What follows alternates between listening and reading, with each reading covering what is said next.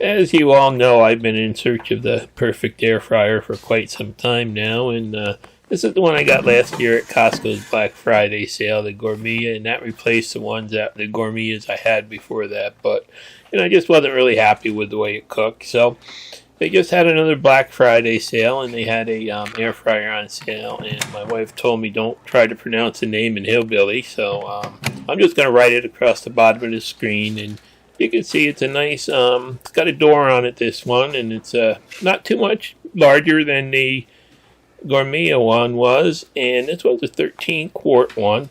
It's a couple, an inch higher, a couple inches wider, a couple inches deeper, but it still fit on the countertop. So first thing I'm going to do is take it downstairs and burn it in at 400 for 15 minutes, just in case there's any smell in it. So down to my shop, and no smell at all coming out. Actually, it stays pretty cool on the sides, the front. The only thing was the backside has, the heat blowing out of it.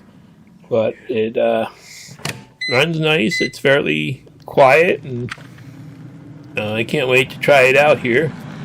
And that little vent there is where all the heat blows out the back. But that's about it. The rest of it stays, fairly cool to touch. You couldn't get burned on it. I'm going to take it back upstairs and, start cooking with it. And I got upstairs and my wife just pulled a fresh pumpkin pie out of the oven made with our homegrown pumpkins. Boy, that was good. So you can see it fit on the counter there right next to the coffee pot. It didn't take up too much more room. And it came with all kinds of accessories. This is the basket that comes with it for air frying. Got a little handle that you remove when you put it in there so you can close the door. And that's fairly easy to work.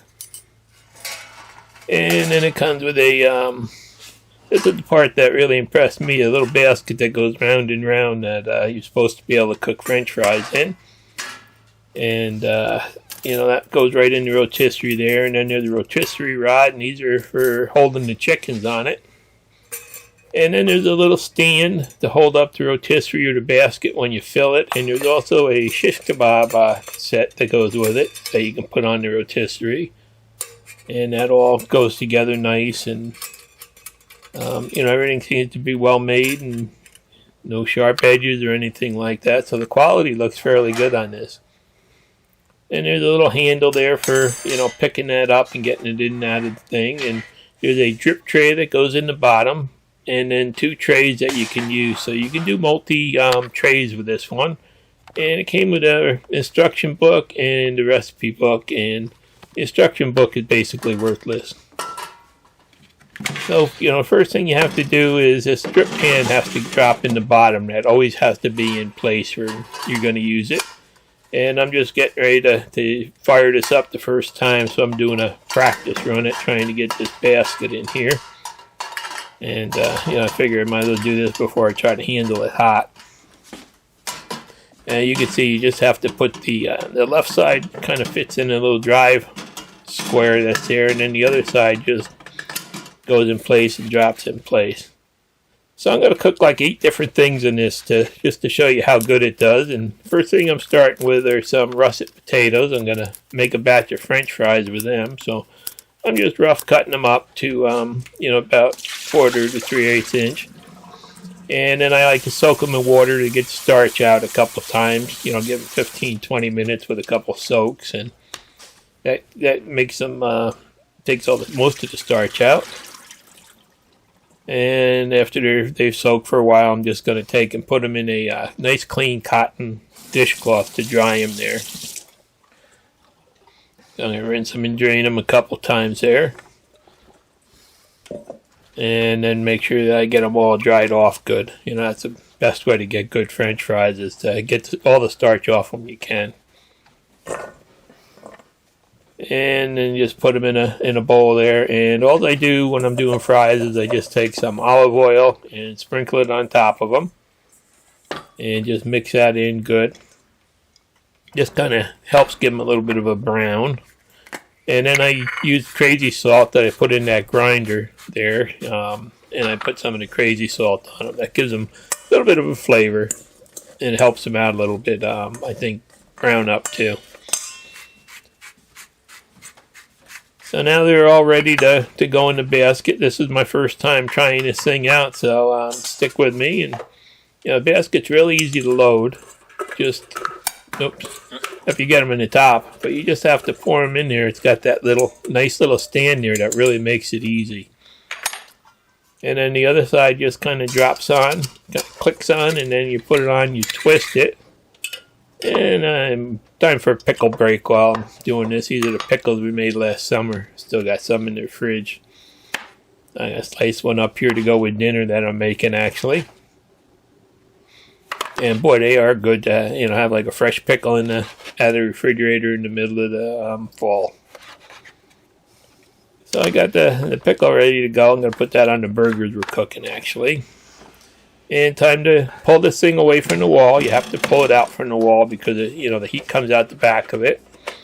And I'm just going to put the basket in now. I've been using this thing without preheating it. My air fryer I always preheated, but this here for some reason it works better for me to use it without preheating it and just add 2 minutes to the cook time. It takes about 2 minutes to get up to temperature. So I just used the fry setting there, the standard fry setting. Then you have to hit the button on there to turn on the rotisserie, and basically you can walk away and just let them cook, which is really a nice thing. Yeah, you can see it turns, nice and slow, and everything seems to be staying cool and not too much heat coming out of the back. So as long as you pull it 6 inches out, you're fine. If you ran it up against the wall, you'd be in trouble, I think. Meanwhile, my wife's outside cooking the burgers to go with these fries. Got the gas grill out. This is like the last nice day that we've had here. This was a couple days ago. So we're going to have some hamburgers and fries. So they're done. This is the 20 minutes. I use the 20-minute timer on these that I used to use on the air fryer. And once you figure out how to get them out, this thing's real hot.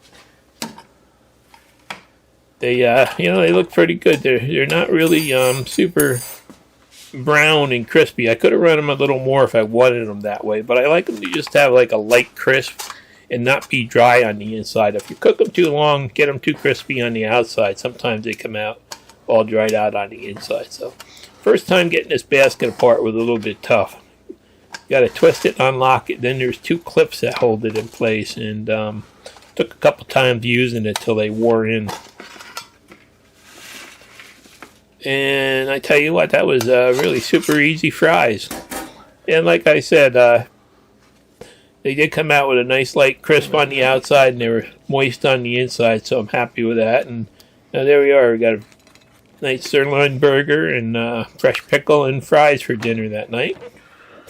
And not too much of a mess, just a couple crumbs that all wiped out really easy. So now we're going to go on to the next day. I decided I was going to try to cook 8 different things over a 6-day period before I made this video to just see how it really worked. So today I'm taking some of our sweet potatoes that we grew, and I'm going to make some sweet potato fries, and you can see just how crispy they are. They're just like, super crispy, and I did have to do some trimming on them. Some of the skin's not perfect and stuff, but still they, these are super sweet. I just can't believe how sweet they grew. So I'm just going to get them ready. And the same thing, I'm not going to wash these out. They don't have the starch on them. I'm just going to put some olive oil on them, sprinkle some olive oil, and then crazy salt, which basically I like to use that on just about, everything that we cook, a little bit of that for flavor. So I'm going to just grate a little bit of that on there and just have to kind of mix it all up. And let me go get a fork here. And time to load the basket up. So you can see it's really quick making these fresh fries, and they really don't make much of a mess. This I've got I used like 2 big potatoes here, so I got a little bit. I've got almost over half a basket there. You can see. So this one will be a good test. And then the top goes on, and same thing. Pull it away from the wall. Get those extra shelves out of there. And that little stand for the basket is really nice. I tell you what, it's handy. It keeps things from falling over and from dripping all over and stuff. And like I said, I start it cold because it's easier to load it up and get it started and just add 2 minutes onto the time for cooking.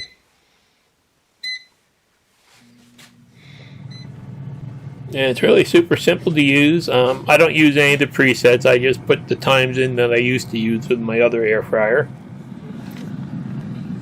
And, you know, by keeping it away from the wall, everything still, you know, stays good. So I'm real happy with it. No excess heat or anything out of this one. I had nothing but trouble with that one Cuisinart one that I tried. I had to return that one.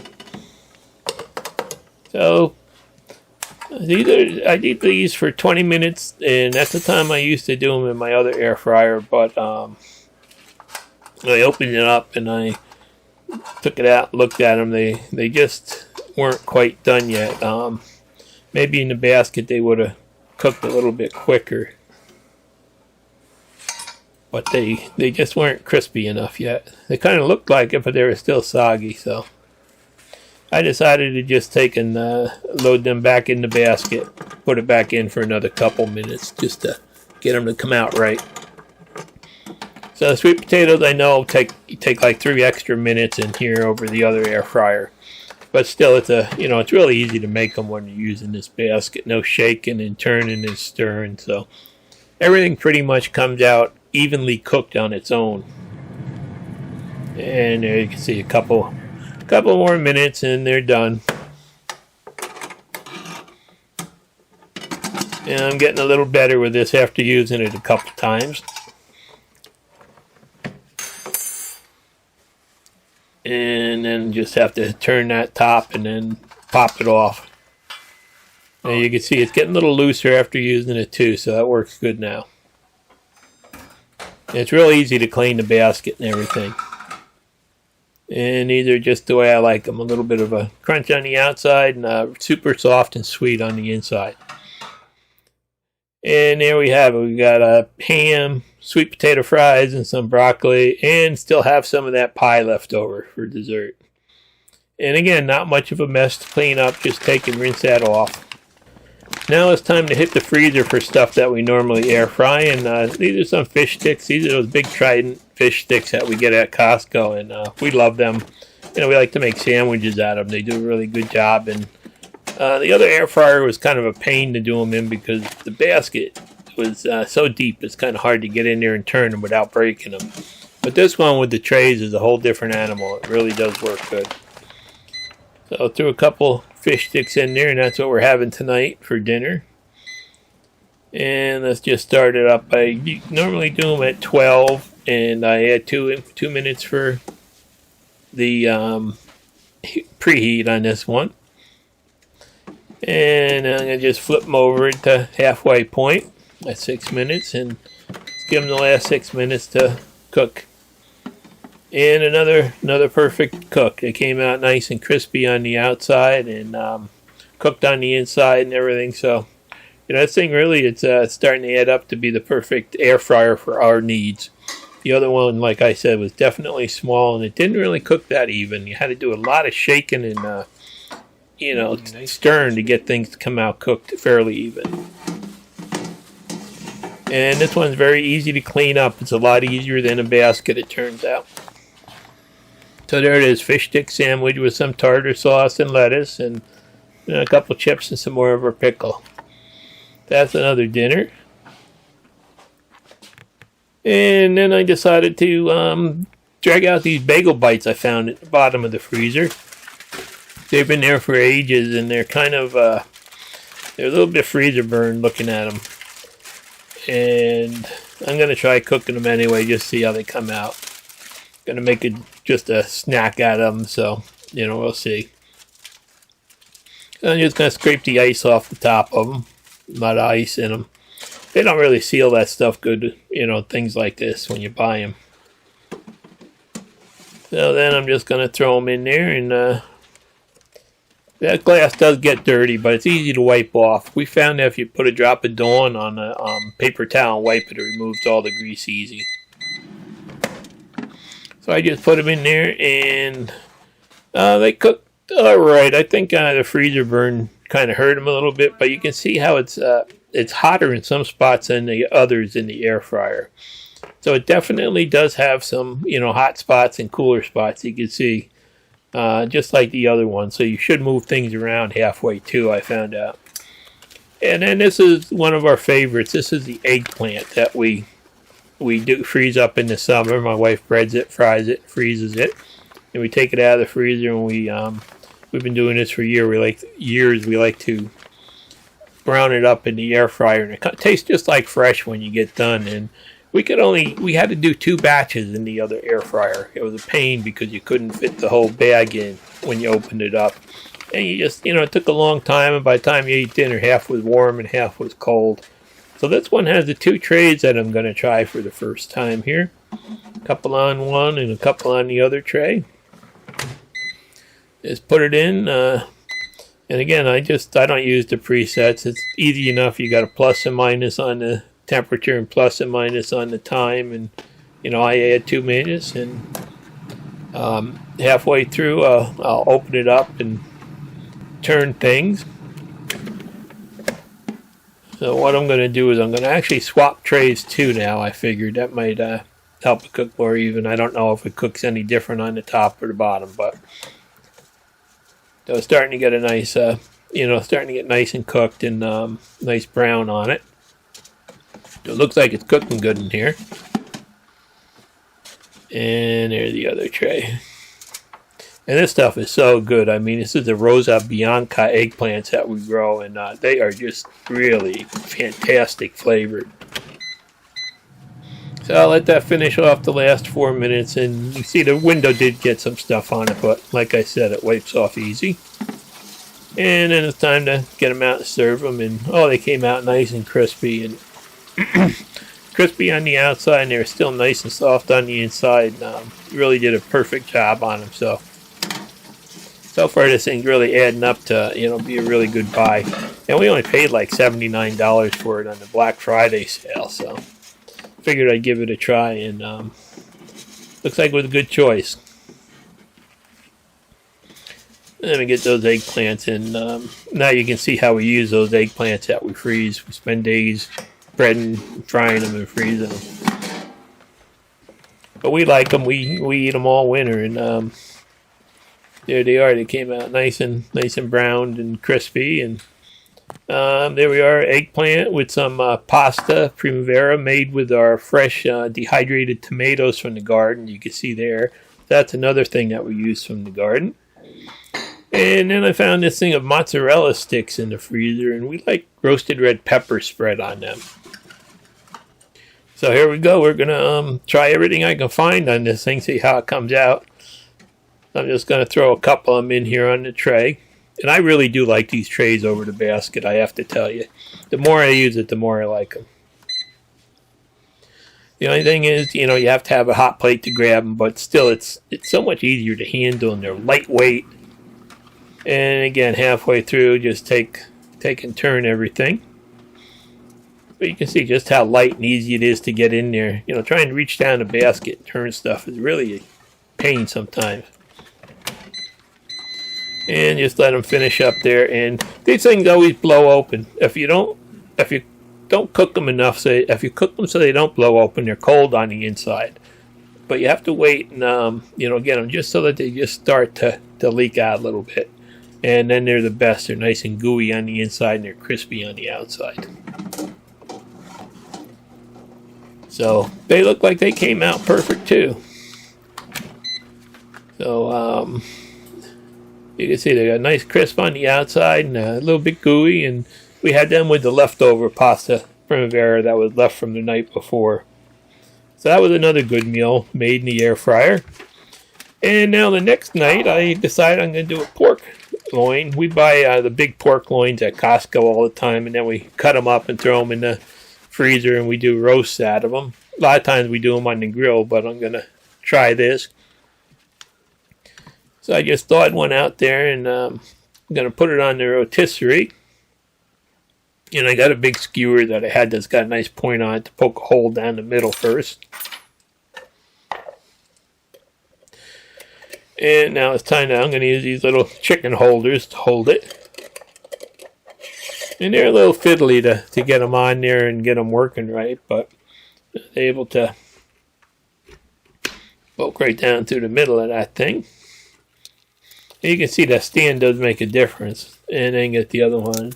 Biggest trouble that I had was I couldn't get those little thumb screws tight enough by hand. Every time I tightened them, we'd put them in the stand and they'd slide down to the bottom. So finally I got out a screwdriver. I had to use a screwdriver on them to hold them in place. But, so those thumb screws are kind of tough to grab with your fingers. But once you tighten them a little bit with a Phillips head screwdriver, they're fine. So then I decided to put a couple wraps of butcher's twine around it to try to get it a little bit rounder because it was really odd round. And again, I'm going to get out the crazy salt. This time I'm using the not ground, just the whole crazy salt. And I'm going to just pat some crazy salt on all sides of it now. Just give it a little bit extra flavor. And the same thing, I'm going to throw this in here and I'm going to start off cold. Easier for me, I don't get burned or anything, and it seems to work fine in the end. So there's no instructions for cooking pork on this thing, so I figured I'm going to start out with 400 for 15 minutes to try to brown it up a little bit. And there it is, going round and round. It's a little bit off weight, you can see. It has a hard time with it, but still does it. So that's about as big as you'd want to go in here, I think. And you can see it's starting to get a little bit brown on there.